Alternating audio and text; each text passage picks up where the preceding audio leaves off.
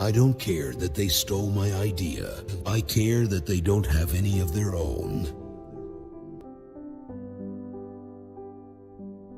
A new idea must not be judged by its immediate results. If Mr. Edison had thought smarter, he wouldn't sweat as much. We all make mistakes, and it is better to make them before we begin. The opinion of the world does not affect me. I have placed as the real values in my life what follows when I am dead. Antisocial behavior is a trait of intelligence in a world full of conformists.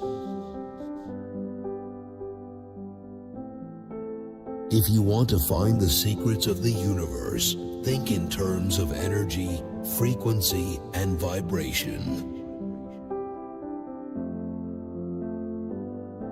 Be alone, that is the secret of invention. Be alone, that is when ideas are born. Of all the frictional resistances, the one that most retards human movement is ignorance. It will soon be possible to transmit wireless messages around the world so simply that any individual can carry and operate his own apparatus.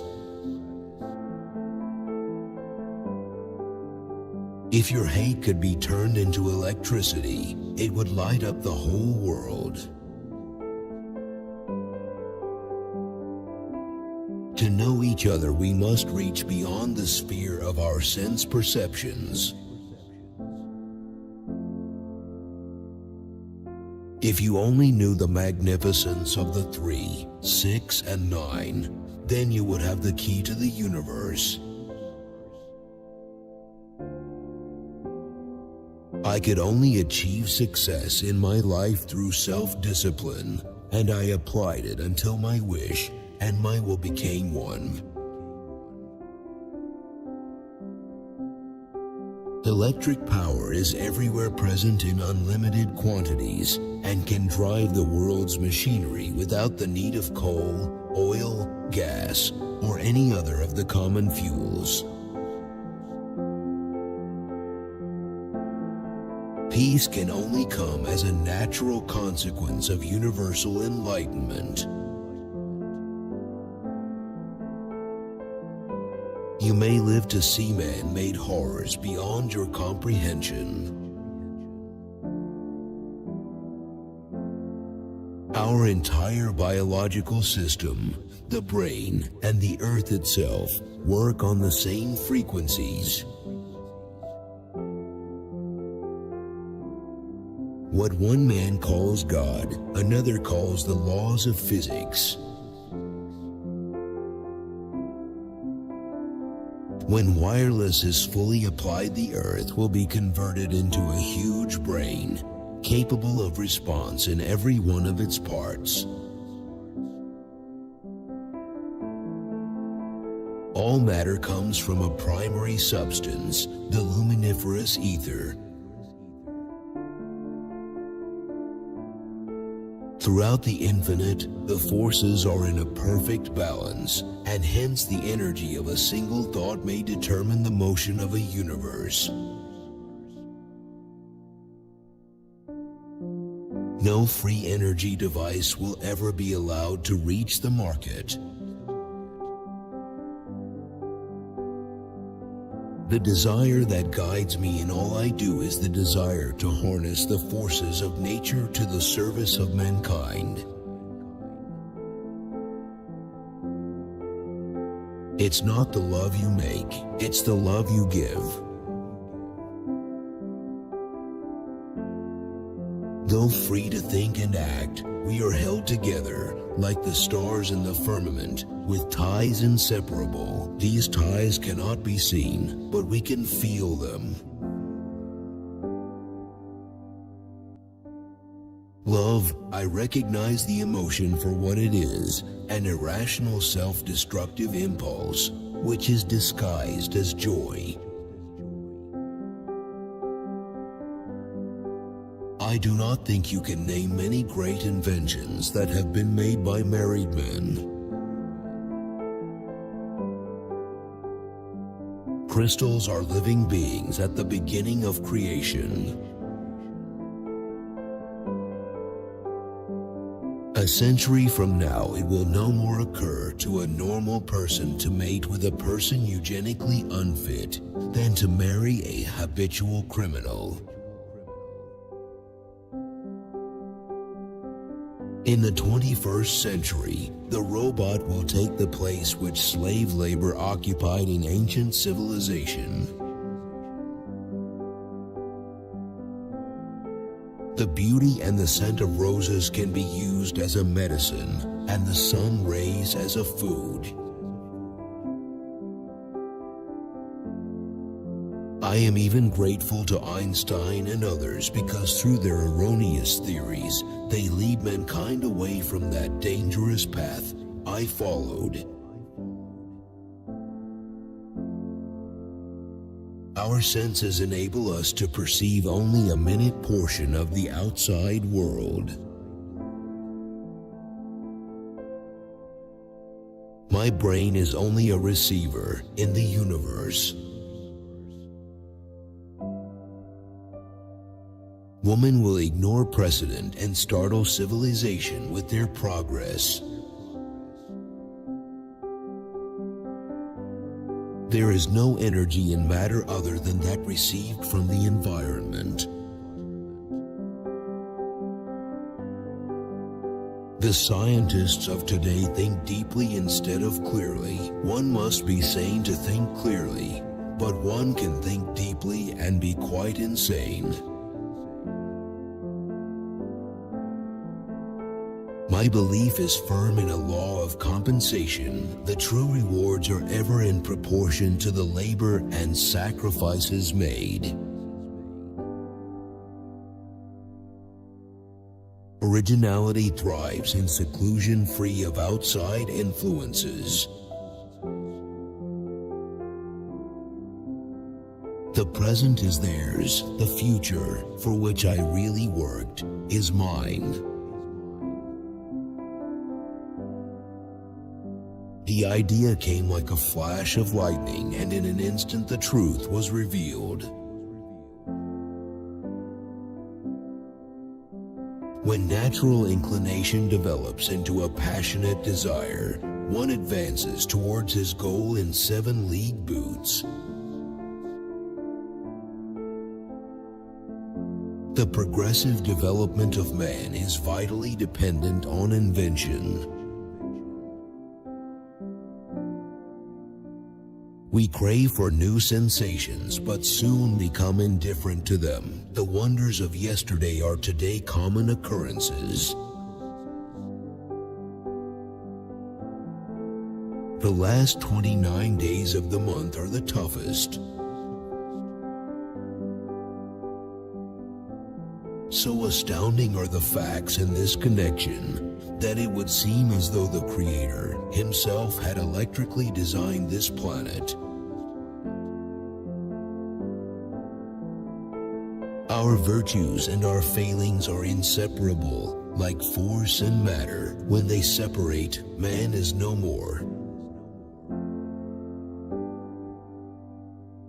The entire earth will be converted into a huge brain. I have always been ahead of my time. Each day we go to our work in the hope of discovering.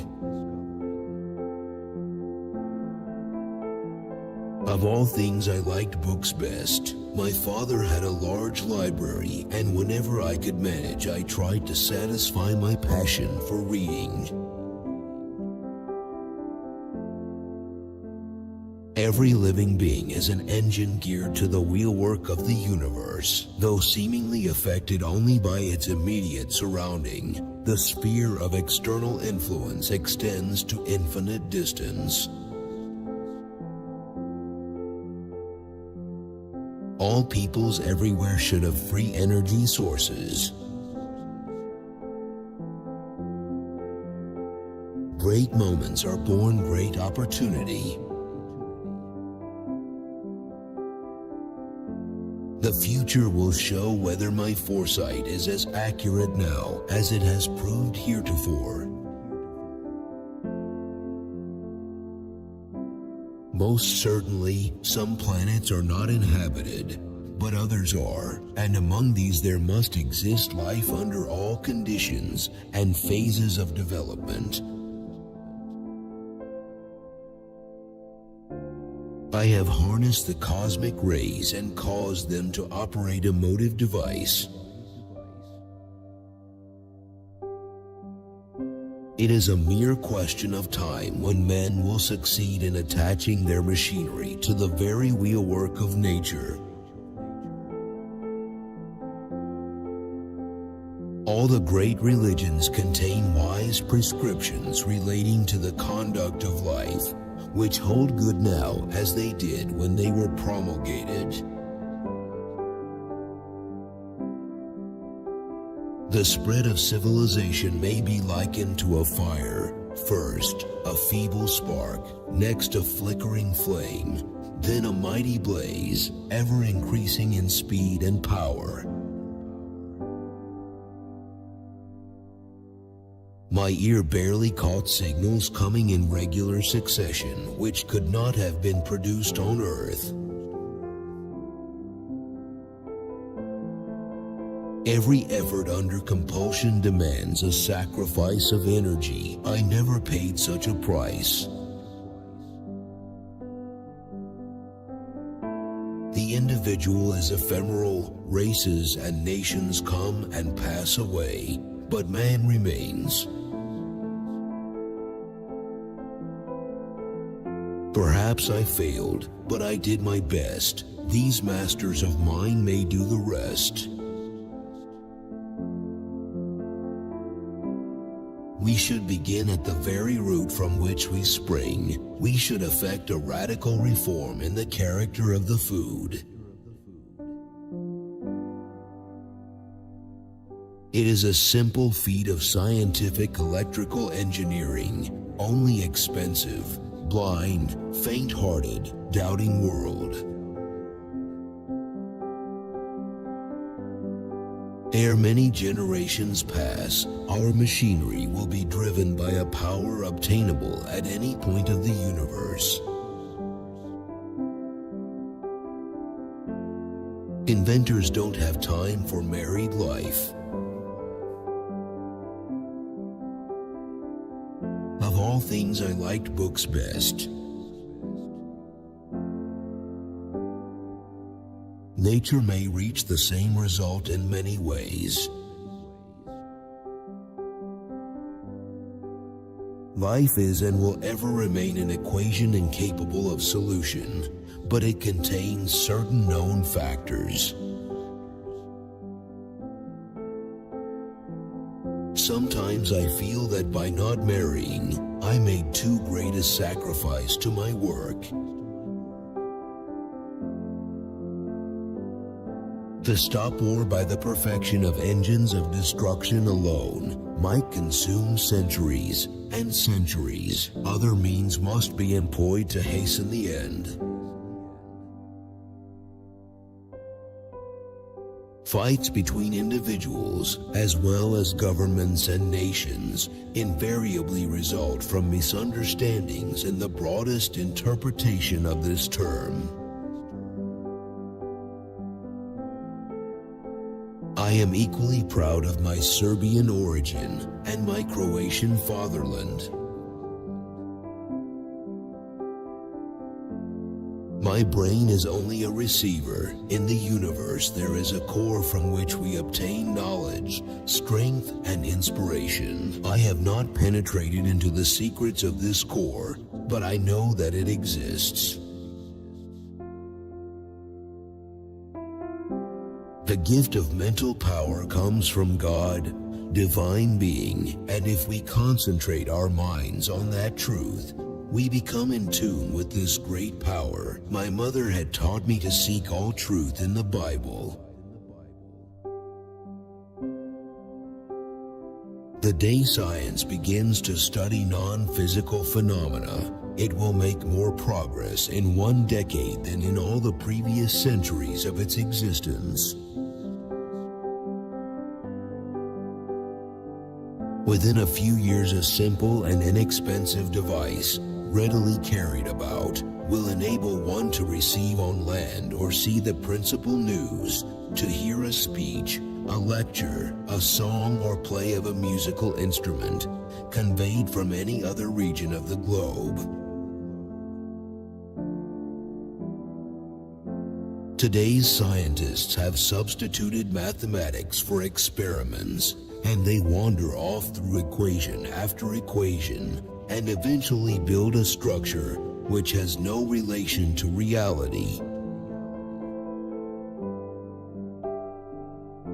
The mind is sharper and keener in seclusion and uninterrupted solitude. Originality thrives in seclusion, free of outside influences beating upon us to cripple the creative mind. Be alone, that is the secret of invention. Be alone, that is when ideas are born.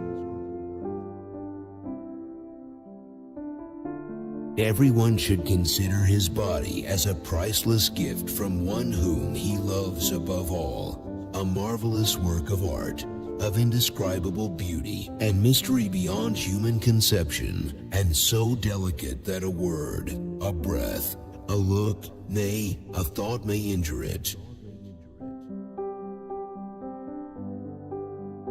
The instinct is something which transcends knowledge. We have, undoubtedly, certain finer fibers that enable us to perceive truths when logical deduction, or any other willful effort of the brain, is futile. All that was great in the past was ridiculed, condemned, combated, suppressed, only to emerge all the more powerfully, all the more triumphantly from the struggle. Misunderstandings are always caused by the inability of appreciating one another's point of view. The best way is to dispel ignorance of the doings of others by a systematic spread of general knowledge. With this object in view, it is most important to aid exchange of thought and intercourse. This work somehow awakened my dormant powers of will, and I began to practice self-control. At first my resolutions faded like snow in April, but in a little while I conquered my weakness and felt a pleasure I never knew before, that of doing as I willed. From childhood I was compelled to concentrate attention upon myself. This caused me much suffering, but to my present view, it was a blessing in disguise, for it has taught me to appreciate the inestimable value of introspection in the preservation of life, as well as a means of achievement. My mother understood human nature better and never chided. She knew that a man cannot be saved from his own foolishness or vice by someone else's efforts or protests, but only by the use of his own will. Let the future tell the truth and evaluate each one according to his work and accomplishments. The present is theirs. The future, for which I really worked, is mine. Invention is the most important product of man's creative brain. The ultimate purpose is the complete mastery of mind over the material world, the harnessing of human nature to human needs. Money money does not represent such a value as men have placed upon it. All my money has been invested into experiments with which I have made new discoveries, enabling mankind to have a little easier life. There is no subject more captivating, more worthy of study than nature. To understand this great mechanism, to discover the forces which are active and the laws which govern them, is the highest aim of the intellect of man. A single ray of light from a distant star falling upon the eye of a tyrant in bygone times may have altered the course of his life, may have changed the destiny of nations, may have transformed the surface of the globe. So intricate, so inconceivably complex are the processes in nature. Man, like the universe, is a machine. Nothing enters our minds or determines our actions which is not directly or indirectly a response to stimuli beating upon our sense organs from without.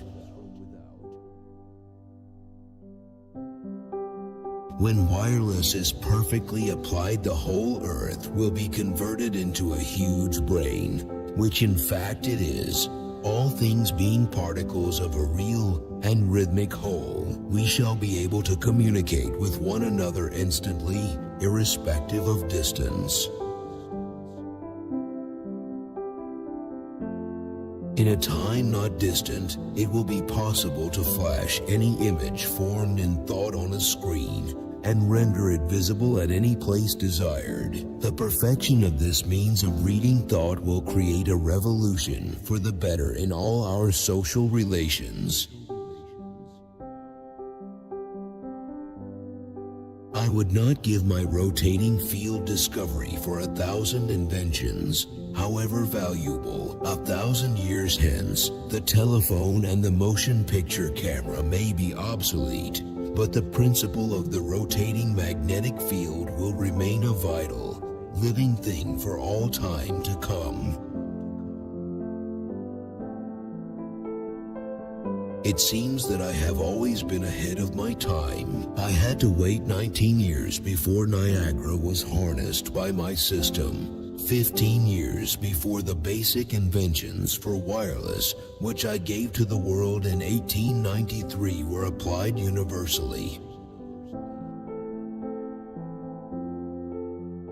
For ages this idea has been proclaimed in the consummately wise teachings of religion, probably not alone as a means of ensuring peace and harmony among men, but as a deeply founded truth. The Buddhist expresses it in one way, the Christian in another, but both say the same: we are all one. I predict that very shortly the old-fashioned incandescent lamp, having a filament heated to brightness by the passage of electric current through it, will entirely disappear. When I get an idea, I start at once building it up in my imagination. I change the construction, make improvements, and operate the device in my mind. It is absolutely immaterial to me whether I run my turbine in my thought or test it in my shop. I even note if it is out of balance. I do not think there is any thrill that can go through the human heart like that felt by the inventor as he sees some creation of the brain unfolding to success. Such emotions make a man forget food, sleep, friends, love, everything. The scientific man does not aim at an immediate result. He does not expect that his advanced ideas will be readily taken up. His work is like that of the planter for the future. His duty is to lay the foundation for those who are to come and point the way. He lives and labors and hopes. The human being is a self-propelled automaton entirely under the control of external influences. Willful and predetermined though they appear, his actions are governed not from within, but from without. He is like a float tossed about by the waves of a turbulent sea. The idea of atomic energy is illusionary, but it has taken so powerful a hold on the minds that although I have preached against it for 25 years, there are still some who believe it to be realizable. In past ages, the law governing the survival of the fittest roughly weeded out the less desirable strains. Then man's new sense of pity began to interfere with the ruthless workings of nature. As a result, we continue to keep alive and to breed the unfit. Archimedes was my ideal. I admired the works of artists, but to my mind, they were only shadows and semblances. The inventor, I thought, gives to the world creations which are palpable, which live and work. To conquer by sheer force is becoming harder and harder every day. Defensive is getting continuously the advantage of offensive as we progress in the satanic science of destruction.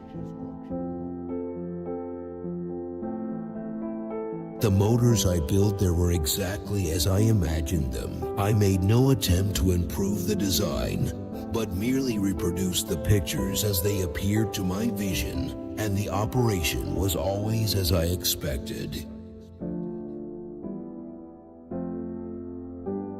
I cannot exaggerate the effect of this marvelous sight on my childish imagination. Day after day I asked myself what is electricity, and found no answer. 80 years have gone by since, and I still ask the same question, unable to answer it. The practical success of an idea, irrespective of its inherent merit, is dependent on the attitude of the contemporaries. If timely, it is quickly adopted. If not, it is apt to fare like a sprout lured out of the ground by warm sunshine, only to be injured and retarded in its growth by the succeeding frost. There is something within me that might be illusion, as it is often case with young delighted people. But if I would be fortunate to achieve some of my ideals, it would be on the behalf of the whole of humanity. If those hopes would become fulfilled, the most exciting thought would be that it is a deed of a Serb. Even matter called inorganic, believed to be dead, responds to irritants and gives unmistakable evidence of a living principle within. Everything that exists, organic or inorganic, animated or inert, is susceptible to stimulus from the outside. We build but to tear down. Most of our work and resource is squandered. Our onward march is marked by devastation. Everywhere there is an appalling loss of time, effort, and life. A cheerless view, but true.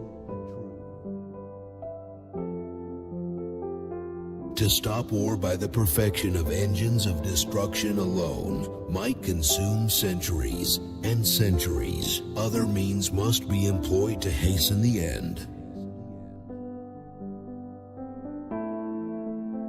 To create and to annihilate material substance, cause it to aggregate in forms according to his desire, would be the supreme manifestation of the power of man's mind, his most complete triumph over the physical world. By an irony of fate, my first employment was as a draftsman. I hated drawing. It was for me the very worst of annoyances. Fortunately, it was not long before I secured the position I sought, that of chief electrician to the telephone company. With a different form of wireless instrument devised by me some years ago, it was found practicable to locate a body of metallic ore below the ground, and it seems that a submarine could be similarly detected. Universal peace as a result of cumulative effort through centuries past might come into existence quickly, not unlike a crystal that suddenly forms in a solution which has been slowly prepared. Science is but a perversion of itself unless it has as its ultimate goal the betterment of humanity. I come from a very wiry and long-lived race. Some of my ancestors have been centenarians, and one of them lived 129 years. I am determined to keep up the record and please myself with prospects of great promise. Then again, nature has given me a vivid imagination. Up to that time, I never realized that I possessed any particular gift of discovery, but Lord Rayleigh, whom I always considered as an ideal man of science, had said so, and if that was the case, I felt that I should concentrate on some big idea. But I hope that it will also be demonstrated soon that in my experiments in the West I was not merely beholding a vision, but had caught sight of a great and profound truth. It has cost me years of thought to arrive at certain results, by many believed to be unattainable, for which there are now numerous claimants, and the number of these is rapidly increasing, like that of the colonels in the South after the war. We may produce at will, from a sending station, an electrical effect in any particular region of the globe. We may determine the relative position or course of a moving object, such as a vessel at sea, the distance traversed by the same, or its speed.